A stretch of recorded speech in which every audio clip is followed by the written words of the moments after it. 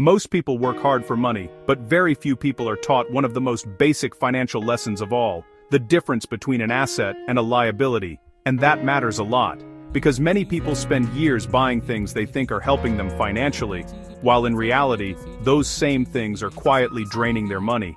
So in this video, I want to explain in very simple language what an asset is, what a liability is, and how understanding this one lesson can completely change the way you think about money. Let's make it simple. An asset is something that brings value into your life financially. A liability is something that takes value out of your life financially. In even simpler terms, an asset tends to put money into your pocket. A liability tends to take money out of your pocket. Now, of course, in formal accounting, the definitions can be more technical, but for everyday financial thinking, this simple idea is powerful. If something helps you earn, grow, save, or keep money, it is functioning like an asset. If something regularly costs you money, loses value, or creates financial pressure, it is functioning like a liability. And this is exactly where many people get confused, because they judge things by appearance, status, or price. But money works by function, not appearance. For example, let's talk about a car. A lot of people think, my car is an asset. Now technically, yes, a car is a thing you own and it has value. But in everyday life for most people, a personal car behaves more like a liability. Why? Because it costs money. Fuel costs money. Insurance costs money. Repairs cost money. Registration costs money. And usually, the value of the car goes down over time. So unless that car is helping you make money, it is usually taking money out of your pocket, not putting money into it. That means that for many ordinary people, a car is more of a liability than an asset. Now let's take another example.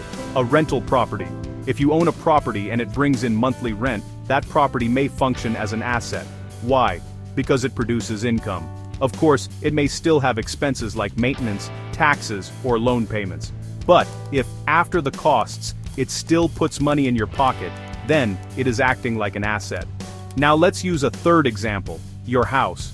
This one is a little more complicated. Many people automatically say, my house is my biggest asset.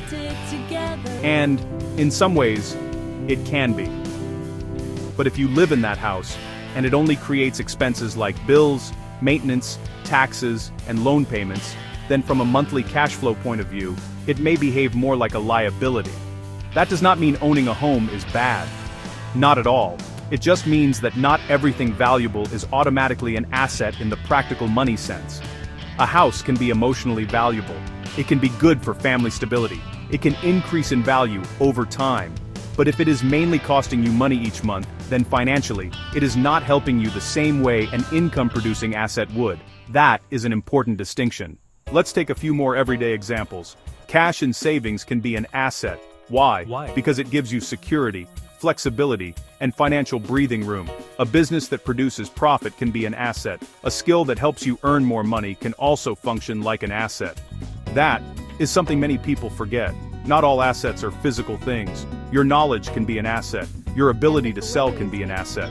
Your reputation can be an asset. Your audience can be an asset. A tool that helps your business grow can be an asset.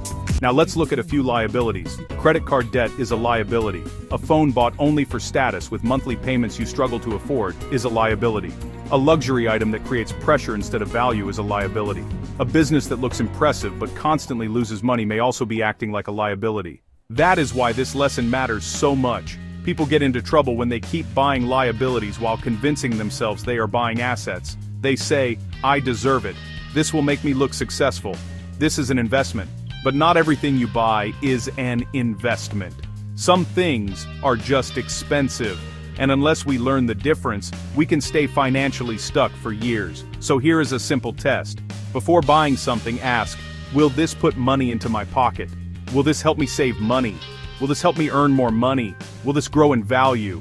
Or will this mostly cost me money every month? Those questions can save you from many bad financial decisions. Now let's make this very practical. An asset is usually something that improves your financial position over time. A liability is usually something that weakens your financial position over time. That is why financially wise people try to build more assets and control their liabilities. Not because they never enjoy life, not because they never buy anything nice, but because they understand that freedom comes when your assets begin to support your life. So here is the basic lesson. Assets help build financial strength. Liabilities create financial pressure, and the more clearly you understand the difference, the better decisions you will make with your money. If you want to become stronger financially, do not just ask, "Can I afford this today?" Also ask, "How will this affect me financially over time?" That is a much smarter question. Because real financial growth is not just about earning more. It is about learning what helps your money grow and what quietly drains it. If you want simple lessons on money, business, and smarter financial decisions, subscribe to Business Made Simple, because the better you understand the basics, the better your future decisions will be.